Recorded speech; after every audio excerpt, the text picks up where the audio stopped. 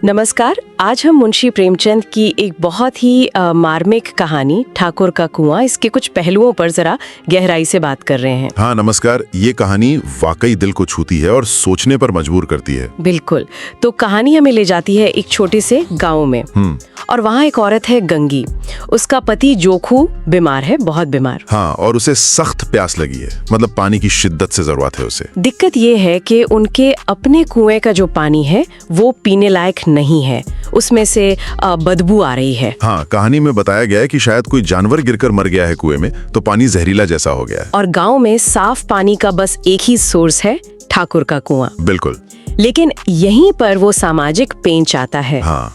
वो ये कि गंगी और जोखू जिस जाति से हैं, उन्हें ऊंची जाति का माना जाने वाला ठाकुर उसके कुएं से पानी लेने की इजाजत नहीं है, सख्त मनाही है। तो ये है कहानी का केंद्रीय संघर्ष है ना, गंगी की वो भयानक दुविधा। चलिए इसी पर बात करते हैं। कैसे पानी जैसी बुनियादी जरूरत भी सामाजिक बंधनों में उलझ जाती है। हाँ, तो जोखू की हालत जैसा आपने कहा गंभीर है, वो प्यास से तड़प रहा है।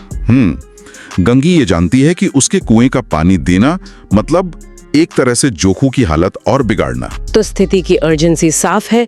गंगी पर कितना दबाव होगा। बिल्कुल, हर पल भारी पड़ रहा होगा। पति की तकलीफ देखकर वो बेबस महसूस कर रही होगी। और ये चुनाव सिर्फ पानी का नहीं रह जाता फिर। नहीं, ये चुनाव बन जाता है जोखू की जिंदगी और सामाजिक नियमों के बीच।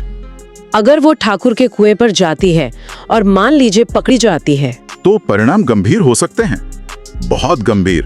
पिटाई हो सकती है, गांव से निकाला जा सकता है। उस वक्त का समाज बहुत कठोर था इन मामलों में।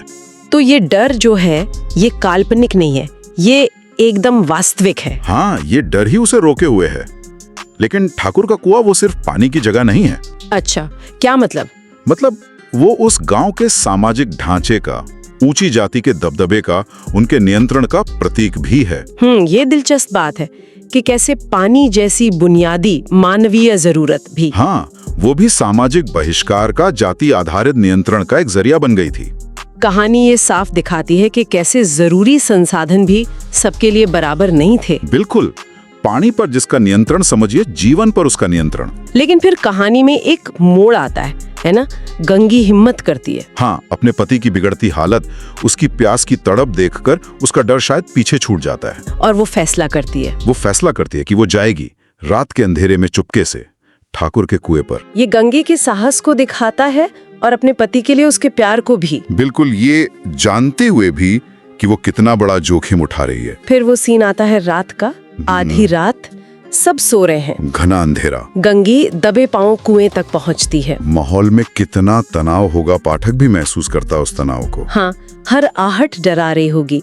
वो डरते डरते कुएं की जगत पर चढ़ती है, रस्सी और लोटा संभालती है। और जैसे ही वो पानी निकालने के लिए रस्सी से लोटा कुएं में डालती है, तभी उसे लगता है कि ठाकुर का दरवाजा खुला, किसी के आने की आहट।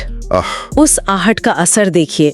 डर के मारे गंगी का हाथ कांप जाता है, रस्सी छूट जाती है और लोटा सीधा कुएं में घड़ाक पानी में डूब जाता है। मतलब कोशिश नाकाम। हाँ, वो कोशिश कामयाब नहीं हो पाती, सिर्फ उस आहट के डर से, जो शायद असली थी भी नहीं। पर डर इतना हावी था। बिल्कुल, उसे लगता है ठाकुर शेर की तरह घुर्राता हुआ आ रहा है, पकड़े जाने का खौफ। तो वो फौरन वहां से भागती है। हाँ, रस्सी वहीं छोड़कर खाली हाथ जान बचाकर घर की तरफ भागती है। सारी हिम्मत, सारा जोखिम उठाना बेकार चला गया। हाँ, सिर्फ पकड़े जाने के डर की वजह से।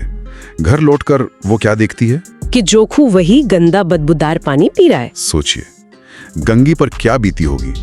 वो जिस चीज को रोकने के लिए इतना बड़ा खतरा मोल लेकर गई थी, वही हो रहा था और वो कुछ नहीं कर सकती। ये असफलता, जैसा आपने कहा, ये सिर्फ गंगी की नहीं है। नहीं, ये उस पूरे सिस्टम की, उस सामाजिक व्यवस्था की ताकत को दिखाता है।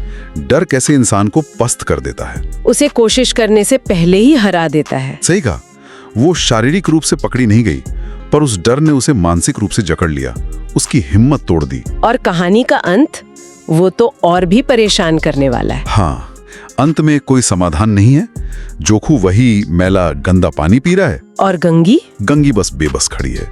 शायद आसमान की ओर देख रही है, शायद ईश्वर से न्याय मांग रही है, या शायद अपने भाग्य को कोस रही है। प्रेमचंद यहाँ कोई उम्मीद नहीं दिखाते। नहीं, वो उस सामाजिक व्यवस्था की कठोरता और उससे पैदा हुई लाचारी को एकदम नग्न रूप में सामने रख देते हैं। तो ये सब क्या दिखाता है अगर हम पूरी कहानी को समेटें तो? ये दिखाता है कि कैसे समाज में गहरी जड़ें जमा चुकी ऊंच नीच, ये जाति व्यवस्था, ये बहिष्कार की भावना हाँ, लोगों से उनकी बुनियादी मानवीय जरूरतें तक छीन सकती है, उन्हें कितना बेबस, कितना लाचार बना सकती है।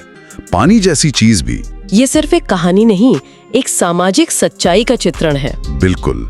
और प्रेमचंद ने ये काम बहुत ही सरल लेकिन बहुत ही प्रभावी ढंग से किया है। ये कहानी लिखी तो कई दशक पहले गई थी। हाँ, लेकिन आप देखिए इसके सवाल आज भी कितने मौजू हैं। जैसे सामाजिक न्याय का सवाल, मानवीय गरिमा का सवाल, और ये सवाल कि क्या आज भी सभी को उनकी बुनियादी जरूरतें बिना किसी भेदभाव के आसानी से मिल पा रही हैं। ये सोचने पर मजबूर करता है कि क्या सच में हालात बदले हैं। कहानी हमें सोचने पर मजबूर करती है कि ये सामाजिक संरचनाएं, ये नियम व्यक्तिगत जीवन को किस हद तक और कैसे प्रभावित कर सकते हैं।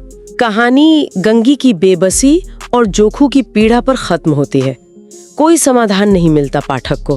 हाँ, कोई आसान जवाब नहीं है। लेकिन ये पाठकों के मन में एक सवाल जरूर छोड़ जाती है ना? कौन सा सवाल? कि जब समाज के नियम ही इतने कठोर हों, इतने अमानवीय हों, तो व्यक्ति इंसाफ और इंसानियत की उम्मीद कहाँ करे, किससे करे? बिल्कुल, ये एक बहुत बड़ा सवाल है। क्या व्यवस्था के आगे घुटने टेक देना ही रास्ता है, या फिर गंगी की तरह भले ही असफल हो पर अन्याय के खिलाफ आवाज उठाने की कोशिश करने की जरूरत है? ये कहानी हमें इन्हीं सवालों के साथ छोड़ जाती है, और मुझे लगता है यही इसकी सबसे बड़ी ताकत है। यह हमें बेचैन करती है, और शायद यही बेचैनी बदलाव की पहली सीढ़ी होती है। हो सकता है। ये कहानी हमें याद दिलाती है कि सामाजिक न्याय की लड़ाई शायद कभी खत्म नहीं होती, उसे अलग अलग रूपों में लड़ते रहना पड़ता है। तो ये थी हमारी आज की चर्चा, मुंशी प्रेमचंद की कहानी ठाकुर का कुआं पर। एक ऐसी कहानी जो आज भी हमें बहुत कुछ सोचने पर मजबूर करती है। हाँ, जरूर सोचने पर मजबूर करती है। धन्यवाद। धन्यवाद।